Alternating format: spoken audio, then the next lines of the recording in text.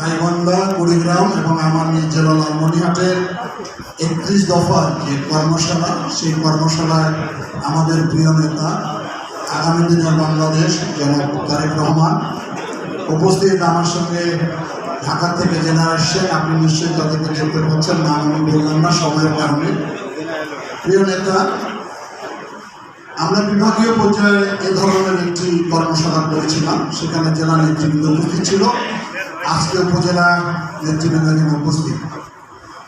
আমার একটি জিনিস মনে হয় যে আপনি দুটি স্লোগান আমাদের সঙ্গে দিতেন, বলতেন টেক ব্যাক বাংলাদেশ আর ফয়সালা হবে রাজপথে। দুটি এখন কিরকম বাস্তবসম্মত স্লোগান সেটি বাংলাদেশের 20 কোটি মানুষ বুঝতে পেরেছে। অর্থাৎ ফয়সালা শেষ পর্যন্ত রাজপথেই হয়েছে আমাদের। আর আপনি বাংলাদেশকে টেক ব্যাক বলেছেন, এটা অনেকে সমালোচনা করত। আপনি সেই 23 সালে বাংলাদেশের এই রাষ্ট্র কাঠামো মেরামতের জন্য 31 দফা দিয়েছেন জাতির সামনে। তখনও এই ফ্যাসিবাদী সরকারের পতন হবে কি হবে না বাংলাদেশের মানুষ দ্বিধাদ্বন্দ্বের মধ্যে ছিল, কিন্তু আপনি তখনই ভেবে রেখেছেন যে ফ্যাসিবাদের পতন হবে এবং রাষ্ট্র কাঠামো আমাদেরকে মেরামত করতে হবে। এবং এত দূরদর্শী ভাবনা একমাত্র আমার মনে হয় আপনি বাংলাদেশের মানুষের জন্য সর্বোপরি করে থাকেন। আমরা মনে করি আগামী দিনে বাংলাদেশের 31 দফাই আমাদের সনদ। আমি 31 দফাটার সম্পর্কে বেশি সময় যেহেতু নাই, আমি বলতে চাই যে এই জুলাই অভ্যুত্থানের মধ্য দিয়ে একটি নতুন বাংলাদেশের স্বপ্ন বাংলাদেশের দেখতে পাচ্ছে। বিশেষ করে আপনাকে ঘিরে আপনার নেতৃত্বের প্রতি মানুষের অগাধ বিশ্বাস এবং আস্থা। একই ধারায় একই মঞ্চাগতভাবে যদি বাংলাদেশ পরিচালিত হয় তাহলে তো এত রক্তপাতের কোনো প্রয়োজন ছিল না। সে কারণে আপনি জাতির সামনে তুলে ধরেছেন আমাদের সামনে। আমরা মনে করি একটা বৈষম্যহীন, একটি মানবিক, একটি গণতান্ত্রিক, একটি দুর্নীতিমুক্ত বাংলাদেশের যে স্বপ্ন আপনার, সেই স্বপ্নের পদযাত্রার সঙ্গে আমরা কিন্তু সবাই সাথী। আপনার সহযোদ্ধা আমরা বিশ্বাস করি আপনার নেতৃত্বে আগামী দিনে একটি ওই মানবিক বাংলাদেশ গঠনের যে স্বপ্নটি বাস্তবায়ন হবে। আমি এখানে দুটি প্রস্তাব রাখতে চাই। 31 দফাকে যদি আরও আমরা বেশি বেশি প্রচারে আনতে চাই, তাহলে আমরা যারা আজকে প্রশিক্ষণ নিলাম, আমরা আসলে এটা কতটুকু রপ্ত করলাম, বাসায় গিয়ে ভুলে গেলাম কি গেলাম না, এটার পরীক্ষা হওয়া উচিত।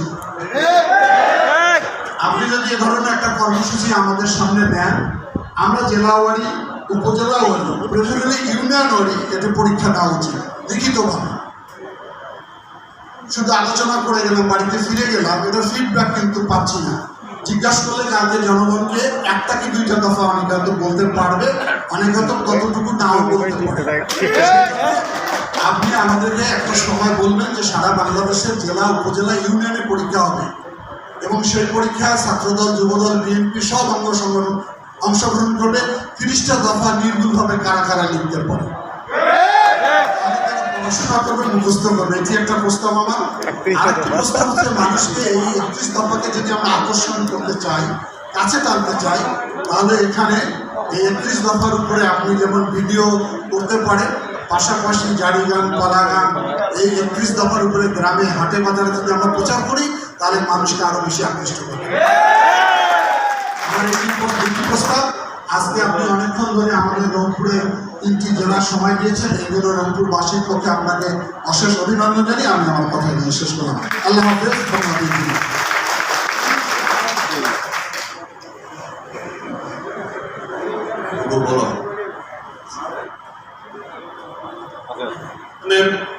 আকর্ষণ নেতা, আমাদের সকলের প্রিয় নেতৃত্ব, বাংলাদেশের এই মুহূর্তে সবচাইতে জনপ্রিয় নেতৃত্ব, ভবিষ্যৎ প্রধানমন্ত্রী ইনশাআল্লাহ দেশ নায়ক তারেক রহমান প্রধান অতিথি হিসাবে। বিসমিল্লাহির রহমানির রহিম। আজকের এই 31 দফা আলোচনা অনুষ্ঠানের 3 ইভেন্টের সম্মানিত সভাপতিগণ, অনুষ্ঠানে উপস্থিত ঢাকা থেকে আগত প্রশিক্ষকবৃন্দ, বিভিন্ন পর্যায়ের নেতৃবৃন্দ এবং আমার সামনে উপস্থিত গাইবান্ধা, কুড়িগ্রাম এবং নীলফামারী লালমনিরহাট জেলার উপজেলা পর্যায়ে পৌরসভা পর্যায়ে সকল নেতৃবৃন্দ, আসসালামু আলাইকুম। আচ্ছা স্যার, ঠিক আছে। আমার মনে হয় বক্তব্য দেবার খুব একটি বিষয় কিছু নেই এখন, কারণ আপনাদের সাথে কম বেশি যারা আমার কাছে কিছু জানতে চেয়েছেন কথা প্রসঙ্গে যেইটা বলেছে, আমার মনে হয় বক্তব্যের মূল বিষয়গুলি কম বেশি চলে এসেছে। উপস্থিত প্রিয় নেতৃবৃন্দ, আজকের যে এই অনুষ্ঠানটি কেন আমরা করছি এটি নিশ্চয়ই আপনারা বুঝতে পারেন। আপনাদের এখানে উপস্থিত আপনারা আজকে যারা আছেন 3 জেলা এবং এই 3 জেলার সকল উপজেলা পৌরসভা থেকে ইউনিয়ন পর্যায় থেকে আগত যে সকল নেতৃবৃন্দ আছেন, আপনাদের প্রত্যেকের লম্বা ইতিহাস আছে এবং সেই ইতিহাসের একটি বাঁকে এসে আমরা আজকে এই 31 দফা কর্মশালা অনুষ্ঠানটি করছি। এই কর্মশালা অনুষ্ঠানটি কেন করছি, কি তার প্রয়োজন, এটি ভেঙে বলার প্রয়োজন। এই এক কথায় বলতে হলে এই কর্মশালা বা এই 31 দফা এটি হচ্ছে এই দেশের জন্য, এই জাতির জন্য।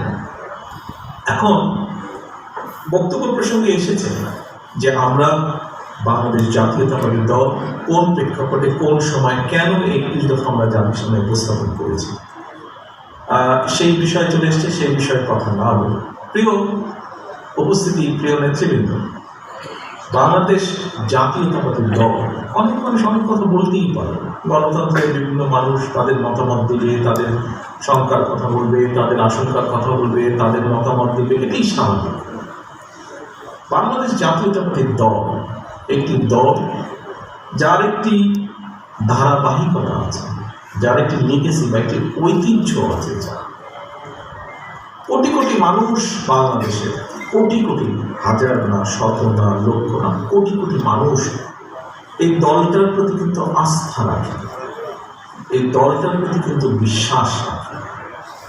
এই দলটার রাজনৈতিক আদর্শ বলেন, এই দলটার রাজনৈতিক কর্মসূচি বলেন, এই দলটির পরিকল্পনাগুলো বলেন, সেগুলো বাস্তবায়নের জন্য আমরা এই দলটি সৃষ্টির পর থেকে দেখেছি শত শত মানুষ, বিশেষ করে গত 15 বছর আমরা দেখেছি শত শত মানুষ তারা কিন্তু গুম খুন হত্যা শিকার, হাজার লক্ষ মানুষ এই দলের ঝান্ডাকে ধরে রাখার জন্য কিন্তু অত্যাচার নির্যাতন, বহু অত্যাচার নির্যাতন সহ্য করছে। দিনের পর দিন, মাসের পর মাস, বছরের পর বছর জেলের পেছনে হোক, শীতের পেছনে হোক, আদালতের বারান্দা হোক, মানুষগুলো করছে। কেন? কারণ তারা এই দলের প্রতি আস্থা, বিশ্বাস, শুধু যে রাজনৈতিক কর্মী তা না, ভোট প্রদানের মাধ্যমে এই দল জনগণের ভোটে কয়েকবার রাষ্ট্র পরিচালনার সুযোগ পেয়েছে, কয়েকবার তারা রাষ্ট্র পরিচালনা করেছে। কোনোদিন যদি সম্ভব হয় আপনাদের সকলকে নিয়ে আমি দেখাবো। কি দেখাবো? যতগুলো সরকার, রাজনৈতিক সরকার আজ পর্যন্ত বাংলাদেশ পরিচালনা করেছে, যদি হিসাব নিকাশ করি আমরা যে জনগণের জন্য, দেশের জন্য বিভিন্ন রকম ভালো কাজ যাতে জনগণ উপকৃত হয়েছে, দেশ উপকৃত হয়েছে, তার দেখবেন 70% কাজ আপনাদের এই দল করেছে বাংলাদেশ। কাজেই প্রিয় সহকর্মীবৃন্দ, এই দলের প্রতি কোটি কোটি মানুষের আস্থা এবং বিশ্বাস আছে। কোটি কোটি মানুষ এই দলের বাস্তবায়নের জন্য, শত হাজারো মানুষ লক্ষ্য বাস্তবায়নের জন্য জীবন উৎসর্গ করেছে। এই দেশের রাজনৈতিক বলেন, এই দেশের অর্থনৈতিক ক্ষেত্রে বলেন, বিভিন্ন সংস্কার এর ভিতরে বাংলাদেশ জাতীয়তাবাদী দল সম্পন্ন করেছে। কাজেই আমি থাকতে পারে, আমাদের বিভিন্ন লিমিটেশন থাকতে পারে, বিভিন্ন লিমিটেশনের কারণে আমরা হয়তো যতটুকু বলেছি ততটুকু আমরা অর্জন করতে পারি।